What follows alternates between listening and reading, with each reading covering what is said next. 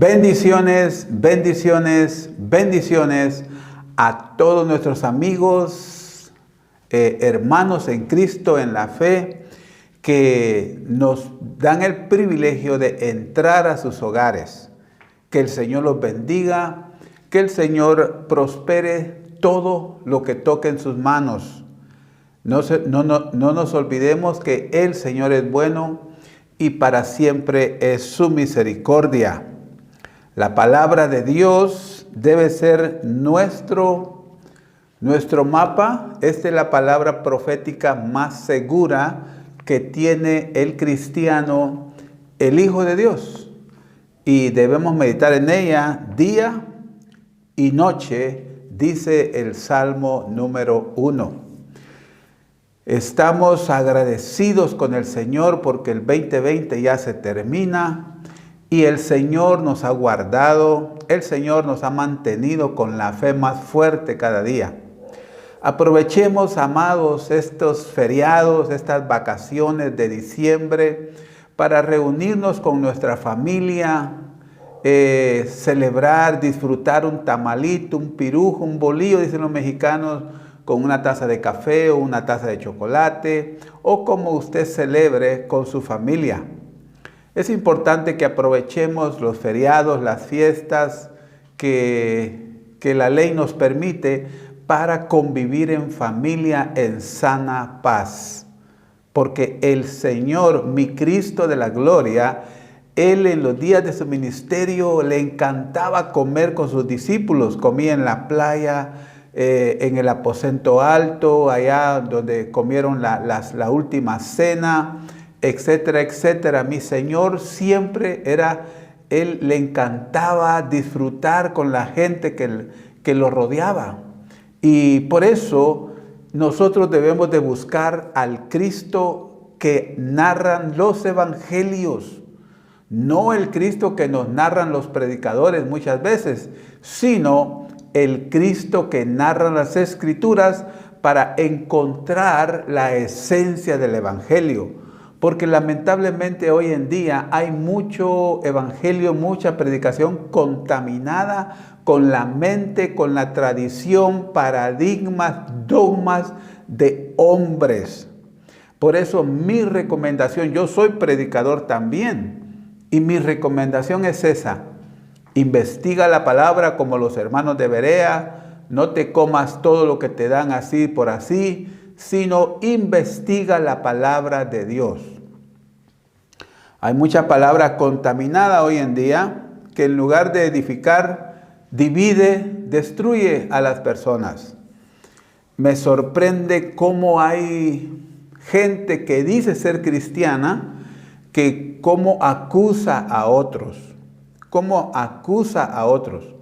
En meses pasados, semanas pasadas, un predicador famoso del área de Miami, en las redes sociales lo masacraron prácticamente porque se estaba divorciando de la esposa o la esposa de él.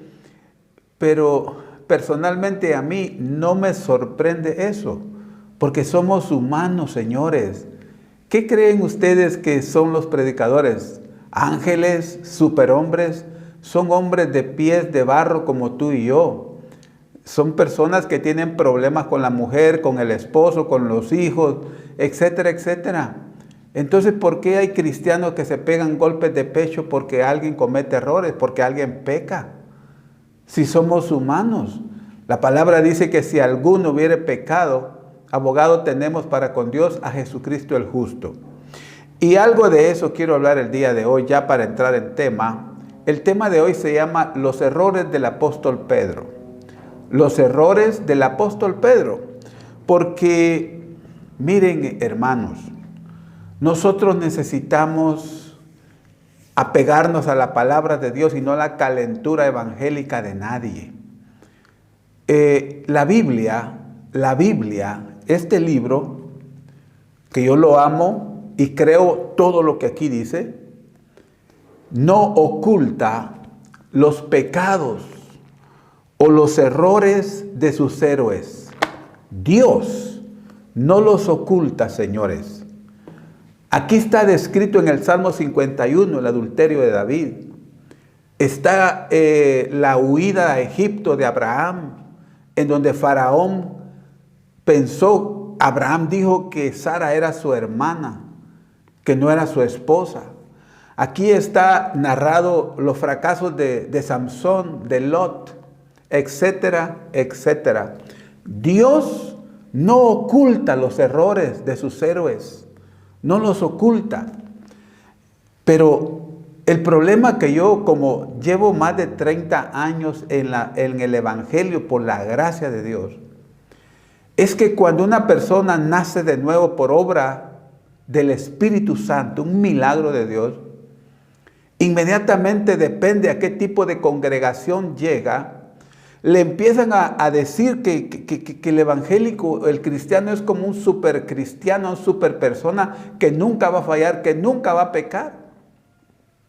No sé en qué parte de la Biblia se basan para eso. El tema que estoy por desarrollar no es licencia para pecar. No es licencia para pecar. Porque la palabra dice en 1 de Juan 3:9, ninguno que es nacido de Dios practica el pecado, porque la simiente de Dios permanece en él y no puede pecar porque es nacido de Dios. Pecar y practicar el pecado son dos cosas muy diferentes. El que es nacido de Dios, el que tiene la simiente de Dios, ese no practica el pecado, porque tiene el Espíritu Santo que lo redarguye. La persona que se revuelca en el pecado necesita nacer de nuevo, así de simple. Así vaya a la iglesia y sirva o hasta predique. Necesita nacer de nuevo. Por eso, como dije anteriormente, hay mucho creyente que se le predica un evangelio legalista en donde a la postre tienen que aparentar. Tienen que aparentar que su hogar camina perfecto, que su vida es perfecta, que nunca comete errores, que nunca le grita a la mujer, que la mujer nunca le grita al hombre, que nunca el hijo se fue al mundo y fumó marihuana o fumó droga. Lo tienen que ocultar hasta donde se puede. Pero bendita sea la gracia de mi Señor, bendita sea la gracia, la misericordia de Dios. Que dice la palabra que todos tenemos muchas oportunidades en Dios, como la tuvo Moisés. Moisés mató gente en Egipto y se fue huyendo 40 años en el desierto y 40 años guiando al pueblo de Dios en el desierto, el pueblo de Israel. Por eso, yo quiero que tú, hermano, hermana, amigo, que me miras, que me escuchas, quiero que te grabes algo en tu corazón y en tu mente. La palabra de Dios dice en Romanos 8:28, y sabemos que para los que aman a Dios, todas las cosas cooperan para bien. Esto es, para los que son llamados conforme a su propósito. ¿Escuchaste? La Biblia dice que todas las cosas cooperan para bien. Todas las cosas. Lo malo y lo bueno va a colaborar para bien en tu vida, en tu familia.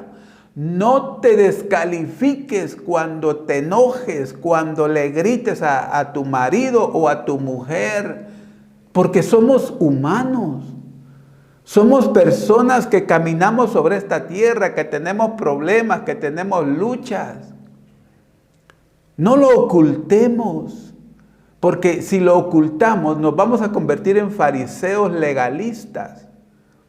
Y cuando venga el golpe, pero esa hermana tan bonita que se miraba, ¿y por qué ahora cayó en pecado? No, ya había caído desde antes. Ese hermano tan bonito que se miraba, cómo danzaba, cómo adoraba, cómo profetizaba y por qué cayó en pecado. Ya había caído antes, ahí fue el parto, pero el embarazo fue antes. Por eso el Evangelio de la Gracia, que es el que Pablo predicó, es un evangelio que le dice a la gente que saque lo que tiene adentro y no aparente por fuera. Hay muchos predicadores, denominaciones hoy en día, que el evangelio de ellos se limita al vestuario de la mujer. Vestido largo, no pintura, no alhajas. Pobres las hermanas que van a esos lugares. O tal vez hay gente que les gusta, ¿verdad? Perfecto. Pero ese es el evangelio de ellos. Cuando la Biblia dice que Dios no mira lo de afuera, Dios mira el corazón. Alguien puede cargar falda larga, pero la lengua la tiene bien larga y eso no se lo mira a nadie. Ese es el evangelio de muchos predicadores o muchas denominaciones. Y solo a la mujer le machacan cosas, al hombre casi nada. Hay una discriminación evangélica. Por eso la palabra de Dios dice, sabemos que Dios va preparando todo para el bien de los que lo aman, es decir, de los que Él ha llamado de acuerdo con su plan. Traducción del lenguaje actual, Romanos 8:28. Santiago 2:13 dice, porque juicio sin misericordia se hará con aquel que no hiciere misericordia. Y la misericordia triunfa sobre el juicio. Qué maravillosa es la Biblia. Qué exquisita es la palabra de Dios. Dice la Biblia que sobre el juicio triunfa la misericordia. Cada día son nuevas las misericordias. Cada día. Dios sabe que las vamos a necesitar porque somos humanos. Somos gente imperfecta, señores. Si fuéramos perfectos ya estaríamos en el cielo, no en la tierra. Lamentablemente hay muchos evangélicos legalistas que se creen perfectos, que nunca fallan. Y por eso, mira, se ponen a criticar a otros, ¿ves? A señalarle a otros. Yo señalo con un dedo y 3 me señalan a mí, mira, 3. 3 dedos me señalan a mí. Es impresionante cómo hay gente que dice ser cristiana, que se ponen a acusar y a condenar a predicadores que son famosos, públicos. Dios les dio esa fama, Dios les dio ese ministerio grande que los conoce medio mundo. Dios se lo dio. ¿No será envidia? ¿No será envidia? ¿Ah? Pero yo leo en la palabra de Dios, Santiago 2:13, que el que juzga sin misericordia será juzgado. Porque cuando ellos caigan o pequen y se haga público, porque una cosa es que se haga público y otra cosa es que nadie lo sepa.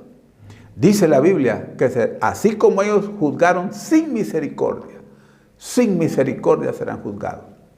Santiago 2:3. Porque dice la Biblia, la misericordia triunfa sobre el juicio. Si Dios quisiera destruirte a ti y a mí, Dios ya lo hubiera hecho desde hace siglos. Porque Dios lee los pensamientos, Dios lee el corazón. La gente puede aparentar algo, pero el corazón, ¿cómo está? ¿Cómo está el corazón? Nuevas son sus misericordias cada mañana. Grábate eso en tu cabeza y en tu corazón. Repito, este no es un mensaje como licencia para pecar, porque el que peca deliberadamente necesita nacer de nuevo. Necesita decirle, Señor Jesús, cambia mi corazón, cámbiame, límpiame.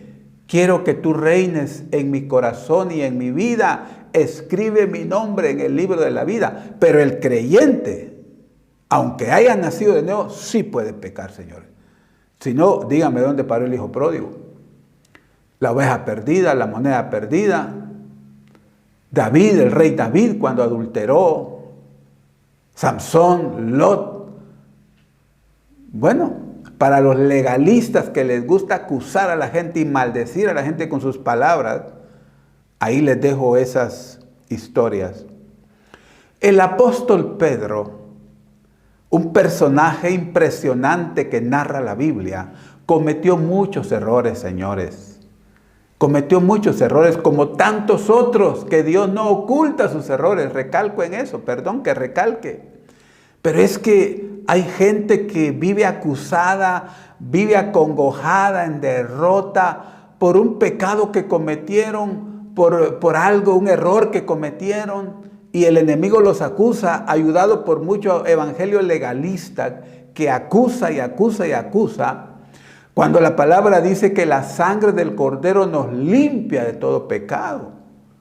El que confiesa su pecado y se aparta, dice, alcanza misericordia.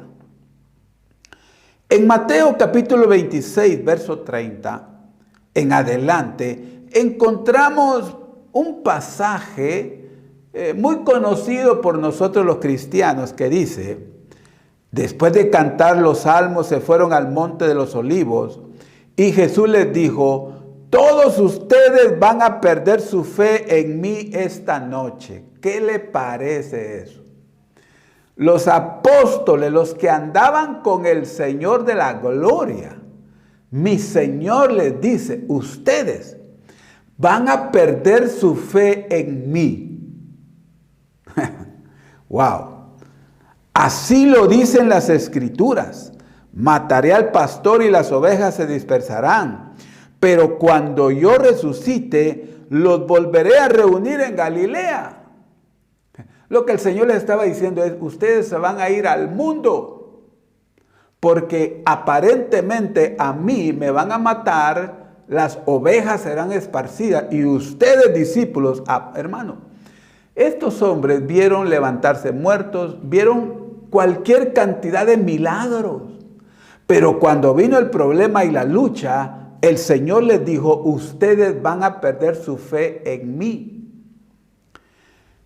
Pedro le contestó: aunque todos pierdan su fe en ti, yo no la perderé. Jesús le dijo: te aseguro que esta misma noche, antes que cante el gallo, me negarás 3 veces. Pedro afirmó: aunque tenga que morir contigo, no te negaré. Y todos los discípulos decían lo mismo. El apóstol Pedro estaba, como todos nosotros, en un proceso de crecimiento espiritual. Y cuando el Señor dijo estas palabras, Pedro amaba al Señor. Pero en esta ocasión, él habló en la carne. Él habló en la carne. No habló en el espíritu. Y por eso, él le dijo al Señor: yo no perderé. Mire, qué linda la escritura. Es que la Biblia no oculta las cosas, hombre. Jesús dice: ustedes van a perder la fe en mí. Pedro dice: no, Señor, yo no la voy a perder. Como diciendo: te equivocaste conmigo, Señor, le estaba diciendo. Estaba poniendo en duda las palabras del Señor.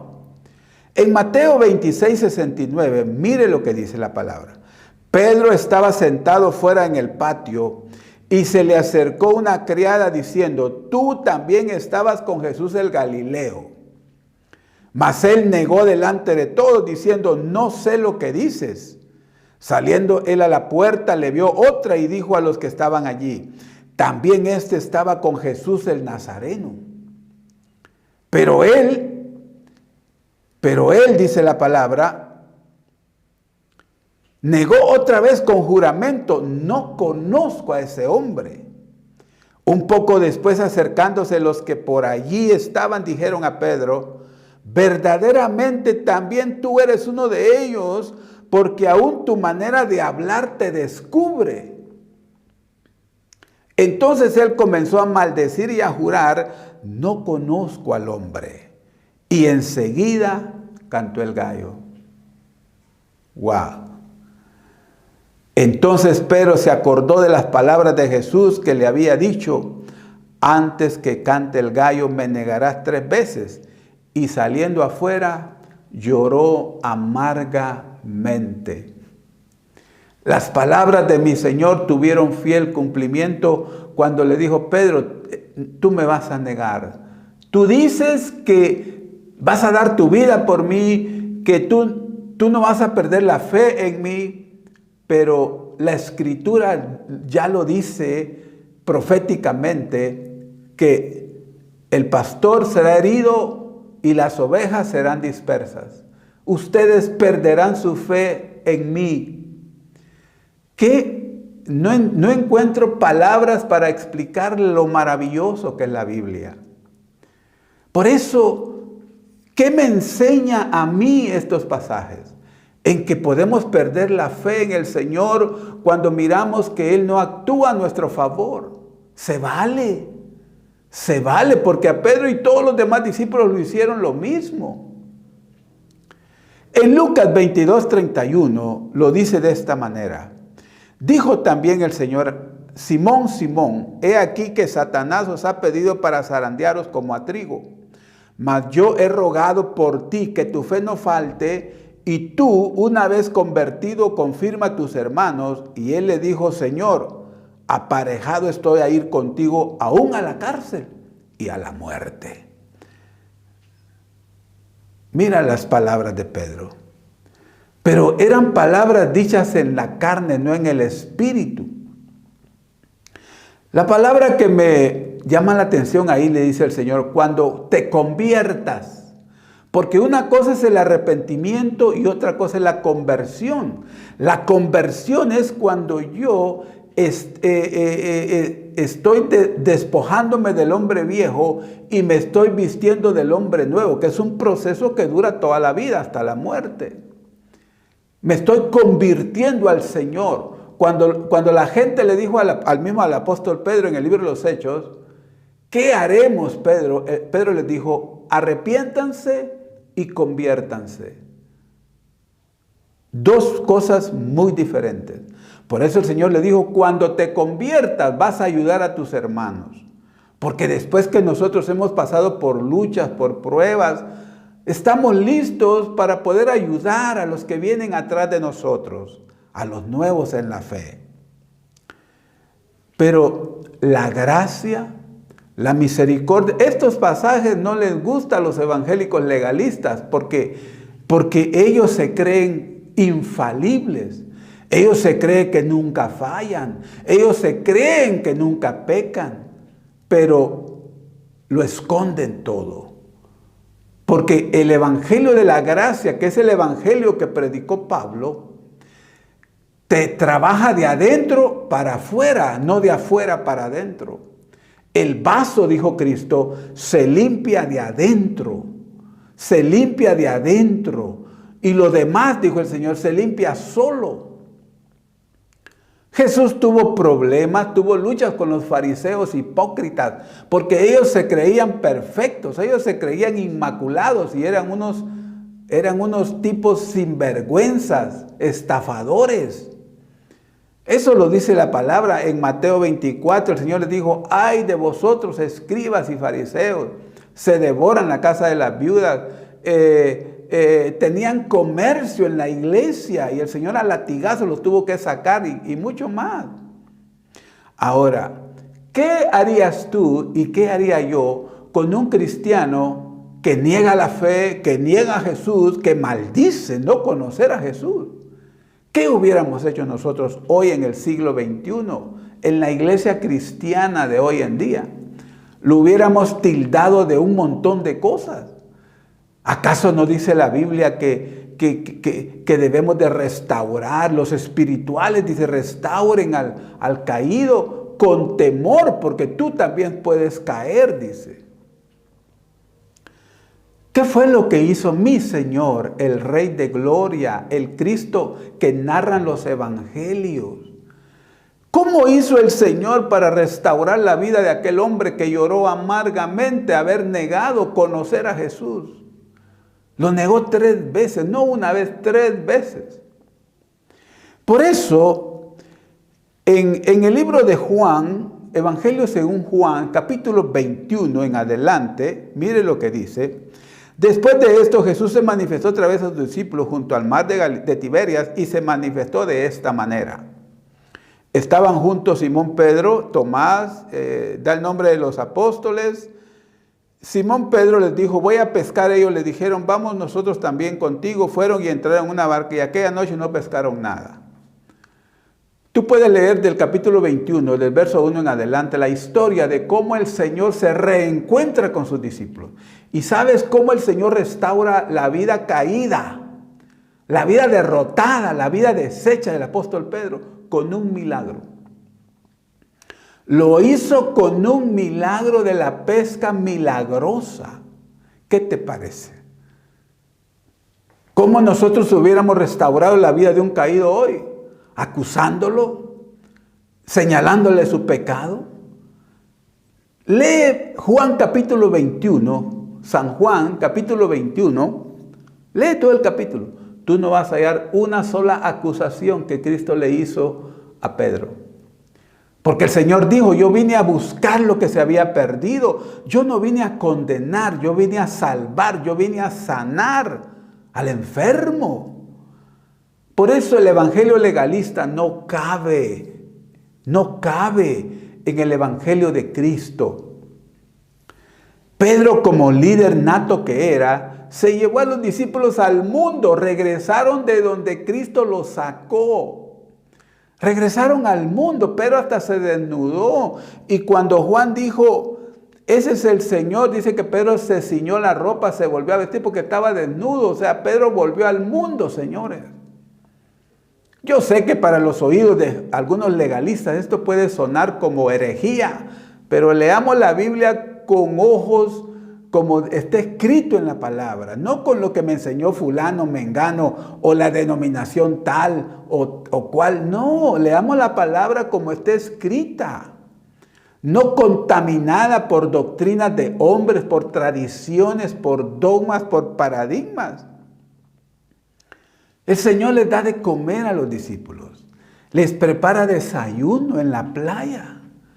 A los que habían fallado, a los que lo habían abandonado, los errores de Pedro. ¿Cómo tú y yo enfrentamos los errores? En el verso 15 dice, cuando hubieron comido, Jesús dijo a Simón Pedro, hasta aquí mi Señor se dirige al apóstol Pedro, al que lo había negado, al que había llorado amargamente porque lo había negado. Habrá mucho evangélico legalista, yo jamás niego al Señor, yo jamás.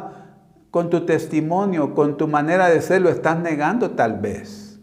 Tal vez no en este calibre, pero sí con testimonio, etcétera, estaremos negando que mi Señor nos ha cambiado. Pero no te preocupes, la sangre del Cordero nos limpia de todo pecado. Desde aquella noche fatídica donde Pedro maldijo y dijo que no conocía a mi Señor, esta es la primera vez que Cristo habla con él.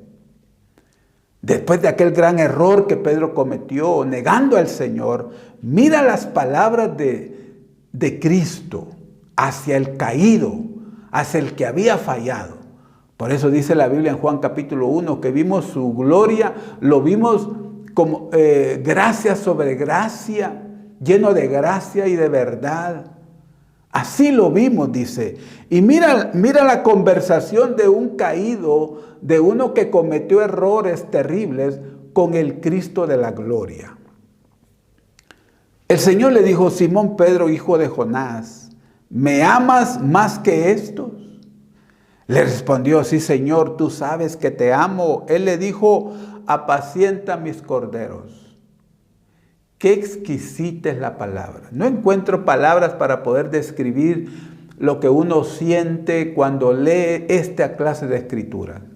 Al que había fallado, al que lo había negado, al que maldijo no conocer al Maestro, Cristo solo se aseguró de una cosa: ¿me amas? Se lo preguntó 3 veces. ¿Me amas? Eso es todo lo que el Señor quiere saber. Yo sé que tú amas a Cristo.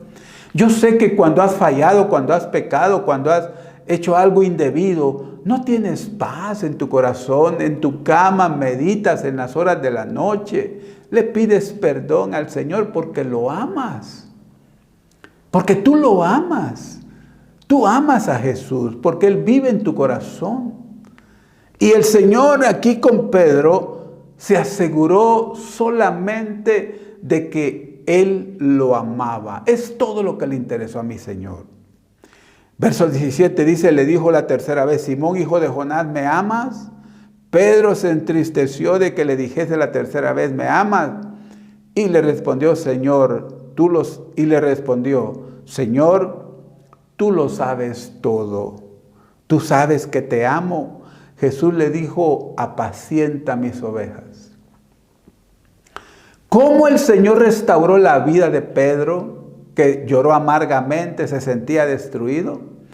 Con un milagro poderoso, con la pesca milagrosa, dándole de comer, dándole amor, dándole misericordia, restauró la vida de aquel hombre y de una vez le dio el ministerio y lo mandó a servir en su reino. Y luego de una vez hasta le dijo de qué iba a morir en el verso 18. De cierto te digo, cuando eras más joven te ceñías e ibas a donde querías, mas cuando ya seas viejo extenderás tus manos y te ceñirá otro y te llevará donde no quieras. Esto dijo dando a entender con qué muerte había de glorificar a Dios. Y dicho esto, añadió, sígueme. Qué hermosa es la Biblia. Estoy enamorado de este libro. Nunca me cansaré de leerlo, nunca me cansaré de estudiarlo, nunca me cansaré de aprender de él. Porque este libro me habla de un personaje que vino hace más de 2000 años para salvar, para rescatar lo que se había perdido. ¿Qué podemos aprender nosotros de los errores del apóstol Pedro? ¿Qué podemos aprender? Porque de eso se trata, de aprender para nosotros no cometer esos errores también. Y si los cometemos, pues la gracia de Cristo nos restaura, como restauró la vida de Pedro y de muchos más. Podemos aprender que Dios restaura, que Dios no te acusa de tus pecados, que la sangre del Cordero te limpia de todo pecado.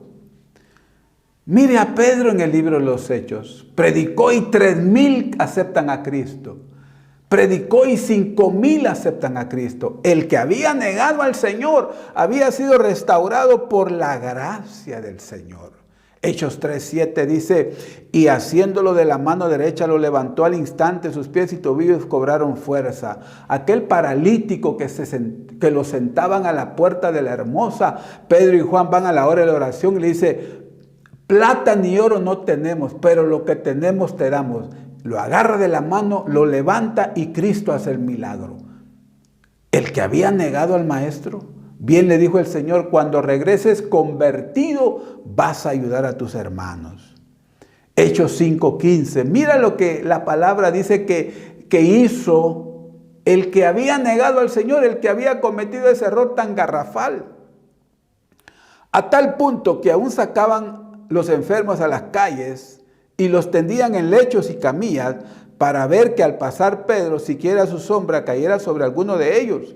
También la gente de las ciudades en los alrededores de Jerusalén acudían trayendo enfermos y atormentados por espíritus inmundos y todos eran sanados.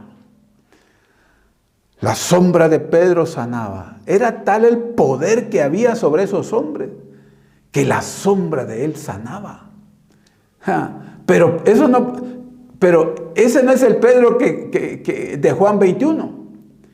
Ese no es el Pedro de Mateo 26, que había negado al Señor, lloró amargamente. Aquí había sido restaurado por la gracia, por la misericordia de mi Señor.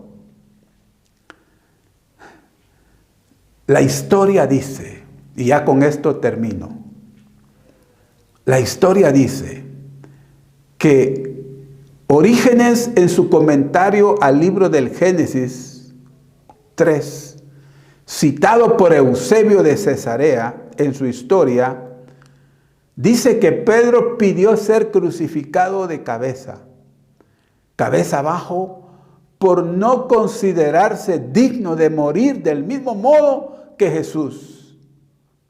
Sin embargo, la profecía de Jesús acerca de la muerte de Pedro no fue tan específica. Eso se dice en el ámbito tradiciones judías, que Pedro pidió ser crucificado de cabeza porque él dijo: yo no soy digno de morir como mi Señor.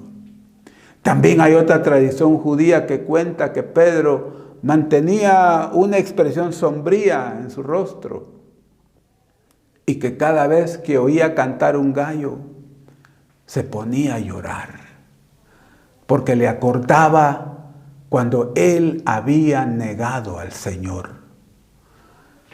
Como el aguijón que tenía el apóstol Pablo, que se lo habían dado para no enaltecerse a raíz de las grandes revelaciones que le habían dado. Posiblemente ese era un aguijón que Pedro tuvo, no sé. Pero lo que yo puedo decirte en conclusión es: no importa tu condición, no importa lo que hayas hecho, ven a Cristo, ven a Él, ríndete a Él. Y Él no fallará en perdonarte, en limpiarte de tus pecados, hacerte una nueva creación, una nueva criatura. Te restaurará como lo restauró el apóstol Pedro. Te pondrá un cántico nuevo en tus labios.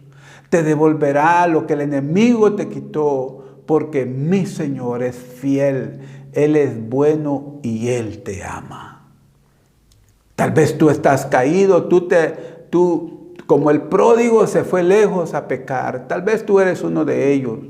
O hay pródigos en la iglesia que van a la iglesia pero están caídos en su corazón.